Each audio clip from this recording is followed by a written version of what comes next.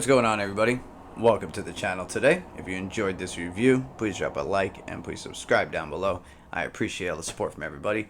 And we have a very new LeBron sneaker that just came out. I think this one is pretty interesting and one of the better looking LeBrons in the last, I'd say, probably 10 years. New style box. So what you're looking at here, this little bit of pink shining through this kind of cut abbreviation, that is actually a slide box, and inside that is the inner liner that holds the sneakers. On top you have the King James emblem right here with the lion. We have Strive for Greatness, Cleveland, Miami, Los Angeles, Cleveland 03 to 2010, Miami 10 to 14, Cleveland 14, 18, Los Angeles 18 to now, present, Nike patent. So interesting style and design they did for this box. You have the signature on the back side, and on the front is where you have the slide. And this is a Nike Lebron 20 called the Time Machine in a barley green multicolor, men's size 13, and retail is not posted, but these were exactly $200 US.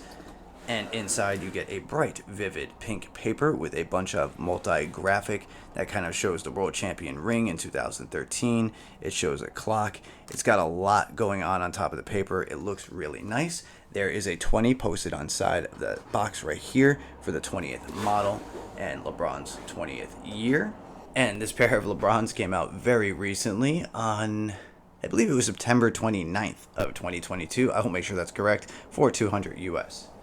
So first, you do get an extra pair of laces to match the colorway on this silhouette. You have a kind of off-muted pink with a brighter pink two-tone lace, and I like how they added that to kind of match it and go together with everything you see here. And we also have something very interesting that came with it, which was the 20 card. Now, the card is cool, and I like the design on here, and this will allow me to kind of flip it the right way. There is no really right way. So, this will show you everything that's going on inside the paper that you saw earlier in the video in the beginning. This is all the printed multi stuff, so you got some palm leaves there, and you have the rings from his championship years. Pretty cool. And then on the back, it actually explains what they did in terms of the technology, which I will mention this time. So we have the Nike Sphere upper, which is this entire knit material upper going on here. We have the Cushalon built into the midsole, which has an air zoom unit in the forefoot, and in the heel you have a carbon fiber midfoot shank and a lateral guardrail, which is more for lateral movements, and I'm assuming it's to help support lockdown. And then you have a multi-directional outsole traction array, which I'm assuming is supposed to be for better traction and grip on a court. Now, I don't do performance reviews. I would go check out Wear Testers, Nightwing, for that. He is very good. They've always done a great job on their channel. I really like to watch what they do. This is the outsole that they were just talking about with that multi-different array traction. Very interesting. You have the LeBron logo down there. Or I don't know what's going on with this. I could do so many things right now, but I'm not going to say it. But yeah, he's not the jump man. Anyway, there is the LeBron signature right there on their carbon fiber shank piece, what it's supposed to look like anyway. And it comes up, protrudes a little bit there, but is not on the lateral side. It's just on the medial. And there is your lateral side look. You have a multi-graphic going across the midsole here with the palm prints, kind of the similar thing you saw on the card, and with the paper on the inside. You have this nice, crazy knit material. If I can bring that up, you can see the double different knit patterns they have going on here. And overall, I think this is going to be a really dope looking LeBron. I think if they do other colorways that aren't so bright and vivid, it's going to fit really well. People are going to like it. And going across the other part of the midsole, we have a nice pink color just going across the back, a little bit more muted like a pastel as opposed to this bright, vivid pink you see coming off of the outsole. And you have a green swoosh on your medial side that is stitched on with a blue contrasted stitching. And this is like a leather, almost like a patent leather. It's got a weird overlay material on the leather, and it's got a little shimmer to it. You can see the shine.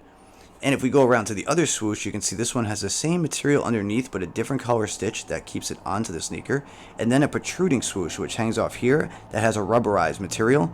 And then this is more like one of those hologram cards. It feels like an iridescent, but as I move it, you can see the color flexes like it would be a hologram old school basketball card or something like that. I think that's a really cool effect. I like it. I don't know how I feel about this hanging off. That's a little weird. I wish they kind of would have just cut it and left it there. That's just my personal opinion. I'm being a little picky on that. LeBron logo sewed in here on like a nice little leather kind of patch.